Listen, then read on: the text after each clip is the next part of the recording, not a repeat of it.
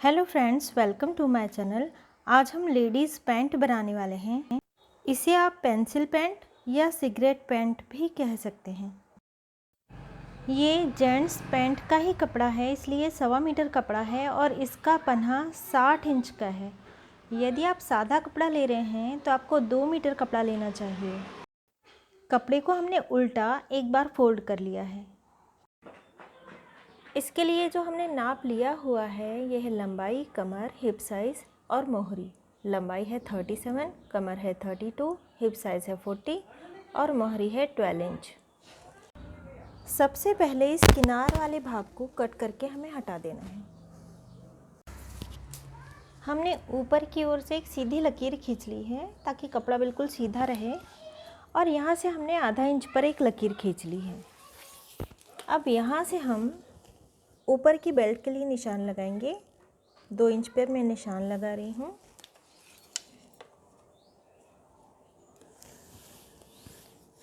ये पीछे की ओर फोल्ड हो जाएगा, इसलिए इसे हम नाप में नहीं लेंगे। अब यहाँ से हम लंबाई का नाप लेंगे। लंबाई है हमारी 37 पे निशान लगा लेना है और इसे भी स्केल से सीधा ड्रॉ कर लेना है। और फोल्डिंग के लिए नीचे की ओर भी, मोहरे की ओर भी हमें 2 इंच पे निशान लगाना है और यहाँ भी लाइन ड्रॉ कर लेनी है। अभी हमने लंबाई का निशान ड्रॉ किया, ऊपर का 2 इंच पीछे की ओर फोल्ड करने के लिए और नीचे का 2 इंच नीचे पीछे की ओर फोल्ड करने के लिए। अब बिल्कुल हमें ऐसे ही कटिंग करनी है जैसे हम नवारी साड़ियों में अस्तर की कटिंग करते हैं। यहाँ हिप साइज़ का हमें नाप लेना है। ये वाली लाइन हमें छोड़ देनी है, आधा इंच वाली। यहाँ से हमें नाप लेना है जो भी हमारा हिप साइज़ है इसका चौथा हिस्सा। हिप साइज़ है 40 इंच, इसका चौथा हिस्सा हुआ 10 इंच। इसमें हमें 2 इंच मिलाना है। 2 इंच प्लस करने के बाद 12 इंच पर 12 इंच पर मैं निशान लगा रही हूँ। अब आसन बनाने के लिए हिप साइज़ का तीसरा हिस्सा हमें लेना होता है। हिप साइज़ है 40 इंच, इसका तीसरा हिस्सा हुआ 13.5 इंच। 13.5 इंच पर निशान लगा लेना है और लाइन ड्रॉ कर लेनी है। अब यहाँ से आगे की ओर नवारी साड़ियों में हम 2.5 इंच आगे जाते हैं, लेकिन इसमें हमें केवल 2 इंच आगे जाना है। 2 इंच पर इस तरह हमने मार्किंग कर ली और फिर इस तरह क्रॉस में टेप रखनी है। 1 इंच पर निशान लगाना है और इसे इस तरह से गोलाई दे देनी है। अब हमें यहाँ से नाप लेना है इसके, और ये वाली लाइन हमें छोड़ देनी है। ये हुआ 12 इंच, इसका बिल्कुल बीच वाला भाग हमें निशान लगाना है। 6 इंच पे हमने निशान लगाया। जो भी नाप आ रहा है इसका मिडिल पॉइंट हमें लेना है और ये यहाँ से इस तरह से 6 इंच हुआ, 6 इंच। तो हमें नीचे भी ये वाली लाइन छोड़ देनी है, हमें ये वाली लाइन छोड़ देनी है। अब यहाँ से हमें नाप लेना है 6 इंच पर हमने निशान लगा लिया। अब इन दोनों निशानों को हमें मिला लेना है। अब जो हमारा घुटना है उसका नाप है 21 इंच। ऊपर की लंबाई से हमें नाप लेना है। यहाँ से हमने नाप लिया कमर से, 21 इंच पर घुटने का नाप है। अब ये नाप, ये निशान और ये नीचे वाला निशान, इन दोनों निशानों को हमें मिलाना है। ये आ रहा है 16 इंच, 16 इंच और इसका बिल्कुल आधा यानी 8 इंच पर एक निशान हमें लगाना है। यहाँ एक लाइन ड्रॉ कर लेनी है और यहाँ भी एक लाइन ड्रॉ कर लेनी है। अब जो नीचे की पैर की गोलाई है ये है 12 इंच। 12 इंच का आधा हुआ 6 इंच, 12 इंच का आधा हुआ 6 इंच। इसलिए ये जो बीच वाली डॉट है यहाँ पर हमने 3 इंच को रखा, इस ओर एक निशान लगा लिया और इस ओर 6 इंच पर हमने एक निशान लगा लिया, यानी ये बिल्कुल बीच वाला भाग हो गया। अब ये निशान लगाने के बाद ये जो आसन वाला भाग है, ये दूसरा वाला भाग है। लाइन ड्रॉ की हमने, ये दूसरा वाला भाग, ये वाला भाग नहीं लेना, हमें आसन वाला भाग लेना है। ये आसन वाला भाग जो है, अब यहाँ पे हमने 3 इंच मार्किंग की।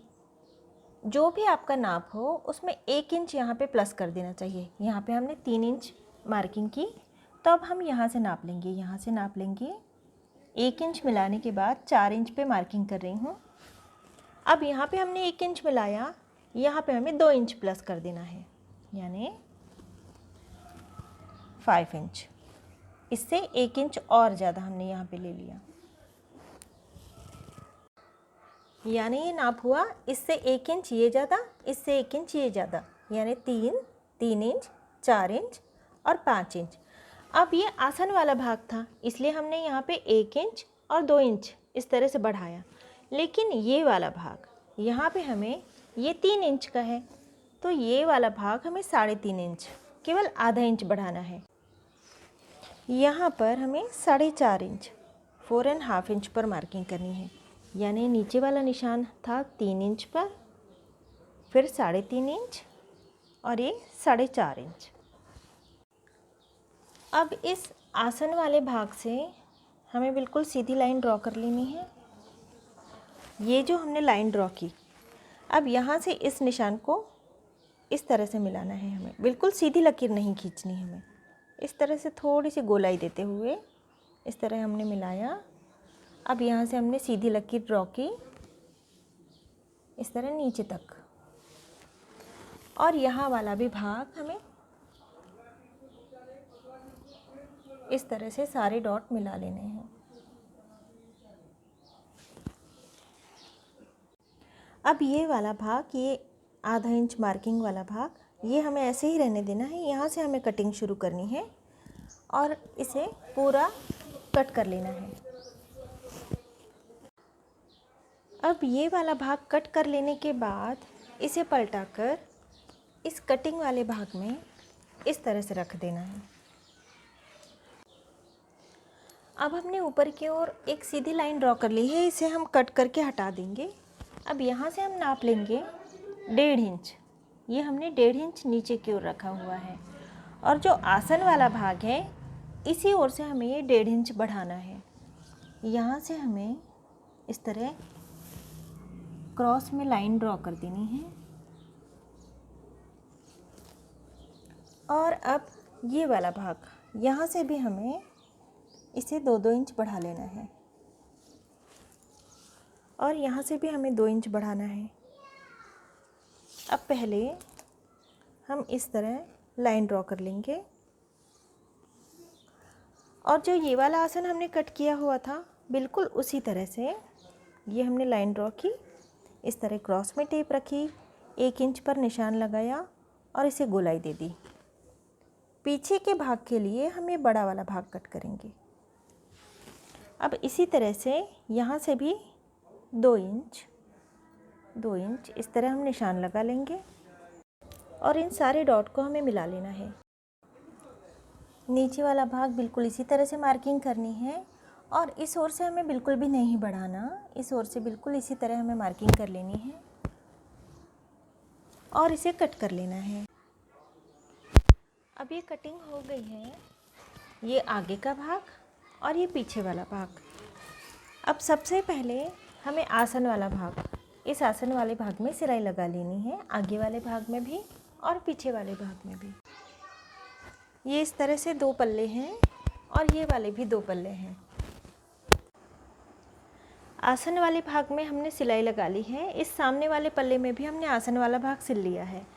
अब ये पीछे वाला पल्ला इसके ऊपर रख देना है, और इन साइड वाले भागों को भी हमें सिलाई लगाकर जोड़ लेना है, इस ओर का भी और उस ओर का भी। दोनों साइड वाले भागों में भी हमने सिलाई लगा दी। इसके बाद इसे खोलकर बड़ा वाला पल्ला जो है इस पर हमने सिलाई लगाई है, बिल्कुल बारीक टाँका लेकर एक सिलाई लगा ली है। अब इस भाग को भी बराबर रखते हुए ये भाग भी हमें पूरा सिल लेना है, या फिर हम यहाँ से सिलाई लगाना शुरू कर सकते हैं ताकि ये भाग एक के ऊपर एक बराबर आए। इस तरह पहले यहाँ सिलाई लगा लें, इसके बाद यहाँ से यहाँ सिलाई लगा लें। सिलाई लगाने के बाद नीचे की ओर से एक बार केवल फोल्ड करके हमने सिलाई लगा ली है, केवल एक बार हमने फोल्ड किया है, और इस ओर भी हमने एक बार फोल्ड करके सिलाई लगा ली है, और ऊपर वाला पूरा घेर यहाँ भी केवल एक बार फोल्ड करके हमने सिलाई लगाई है। अब ये वाला जो मार्किंग हमने की थी 2 इंच पर, इस भाग को इतना हमें फोल्ड कर देना है, इस तरह फोल्ड कर देना है। और ये वाला भाग इतना हमें खुला रखना है। और इसके ऊपर भी हमें एक सिलाई लगानी है और इस सिलाई को भी इतना हमें खुला रखना है। बाकी यहाँ और यहाँ, यानी हमें 2 सिलाई लगानी है बराबर। नीचे से फोल्ड करके तुरपाई कर ली है और ऊपर वाला भाग यहाँ हमने एक सिलाई यहाँ और एक सिलाई यहाँ लगा ली है। यहाँ वाला भाग खुला हुआ है। अब हमने इलास्टिक ले ली है। हमारी इलास्टिक पतली है इसलिए हमने यहाँ पे 2 सिलाई लगाई हुई है। यदि चौड़ी इलास्टिक हो तो 2 सिलाई लगाने की ज़रूरत नहीं होती। अब सबसे पहले हम ऊपर वाले हिस्से में इलास्टिक पिरो लेंगे इस तरह से, और इसके बाद हम नीचे वाले हिस्से में भी इलास्टिक को पिरो लेंगे। अभी हमने 2 टुकड़े ले लिए हैं। इस तरह से ये 2.5 इंच के हैं, 2.5 इंच, और इस तरह से 3 इंच के हैं, 3 इंच के। अब दूसरे टुकड़े में हमने कट लगा लिया है और इस टुकड़े पर इस टुकड़े को उल्टा रख देना है और चारों ओर से सिलाई लगा लेनी है। इसके बाद इसमें से इसे पलटा लेना है। इस तरह से ये बन जाएंगे। अब सुई धागे से बिल्कुल बीच से हमें टाका लगाना है। इस तरह से टाका लगाने के बाद इसे खींच लेना है और इस तरह ये बो बन जाएगा। टाके लगाकर इसे हमने फिक्स कर लिया है। अब हमने यहाँ से सुई को निकाला और इस तरह का एक मोती में पिरो रही हूँ। इसके बाद एक ये छोटा मोती पिरो लेना है। अब इस बड़े वाले मोती में से केवल हमें सुई को वापस निकाल लेना है और सुई हमने यहाँ से निकाली हुई थी तो उसकी विरुद्ध दिशा में यहाँ पे सुई को पिरोना है ताकि ये अच्छी तरह से बैठ जाए। मोती के बदले आप शो बटन भी लगा सकते हैं।